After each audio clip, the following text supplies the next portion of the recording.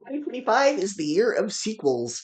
As far as I can see from my research, the only other year to have the majority of the movies be sequels or spin-offs was 2016. So here's my rank of the 2025 sequels based on my excitement. Now let's get a few things out of the way. I don't consider Thunderbolts, Fantastic Four First Steps, or Superman to be sequels. Those are either continuations of the MCU or straight up reboots.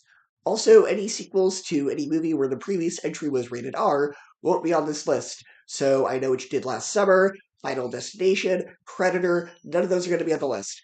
That in mind, let's get started.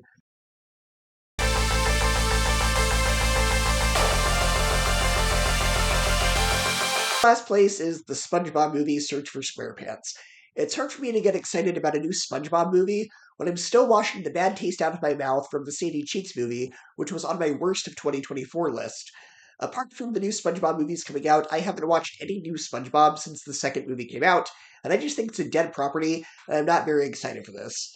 Number 7, Plankton, another SpongeBob movie, this time on Netflix. And the reason this one is slightly higher is I think doing a movie about Plankton might work. He's a fun bad guy, so if you have a good story, this one might work. Number 16, The Bad Guys 2. I was not really a fan of the first Bad Guys movie. I just found it very derivative of Zootopia, and from what I've read about the plot, it seems like it's going to be the first one again, but with an all-girl team. I don't know. DreamWorks has a pretty good track record with sequels, but I wish I could be more excited for this one. Number 15, Happy Gilmore 2. I only saw the first one a few months ago for a family movie night that we do almost every week, and I really enjoyed it, but I have yet to see a comedy sequel that wasn't terrible. Anchorman 2, Good Burger 2, Home Alone 2, they all just seem to be rehashes of what came before.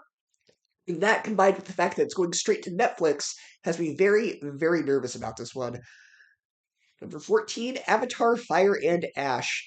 I appreciate the Avatar movies on a technical and filmmaking level, but I don't find myself that invested in the characters or story and find them overly long.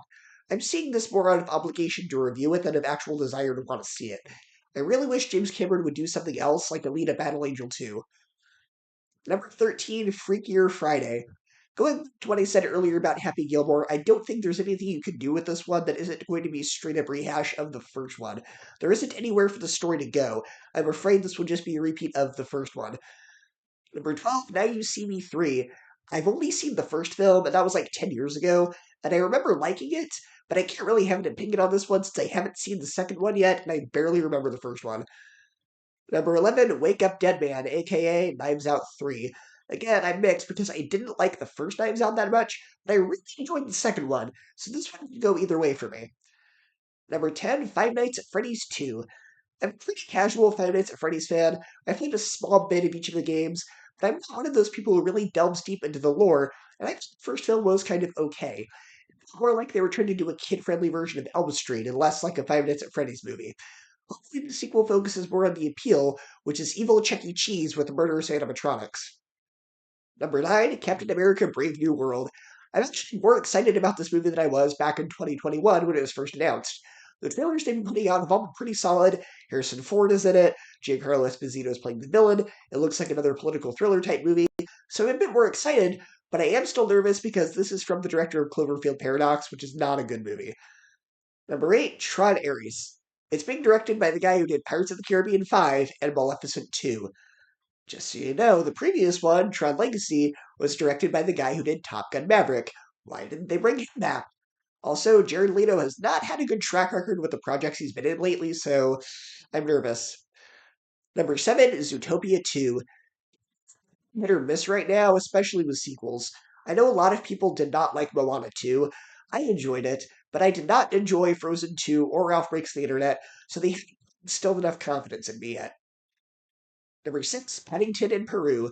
Both 22 movies have almost perfect Rotten Tomato scores, and this film has already been released outside the US. And as of me making this video, it currently has a 93% fresh. So I'm very excited for this, a lot more than I should be as a dude in my late 20s. Number 5, Karate Kid Legends. I've only seen the first Karate Kid movie, and I haven't watched Cobra Kai yet, but I'm planning to before this comes out. As a casual Karate Kid fan, I enjoyed the trailer. It's going to be cool seeing Ralph Macchio and Jackie Chan team up. That alone has me excited. Number 4, Wicked for Good. The first Wicked was fantastic. Hopefully the second film continues to stick the landing. Number 3, Megan 2.0. I'm very cautious with horror sequels, because sometimes you get really good ones like Happy Death Day to You, and sometimes you get really bad ones like Woman in Black 2, Angel of Death. There's a lot of potential to be done with the sequel to Megan, as the topic of AI has gotten even more hot button since the first film. But at the same time, there have been so many evil AI horror movies over these past 5 years that it might feel stale at this point instead of being clever. Number two, Jurassic World Rebirth.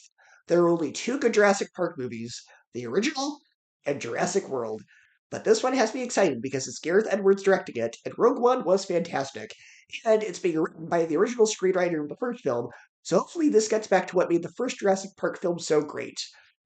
And in first place is my most anticipated sequel of 2025 is Mission Impossible: The Final Reckoning. Even the Mission Impossible movie is still watchable. These movies are fantastic. The trailer looked awesome. It's one of my most anticipated movies of the year that will hopefully be a worthy finale. I'm going to share with you the sequels that you're excited for, and I'll see you next time.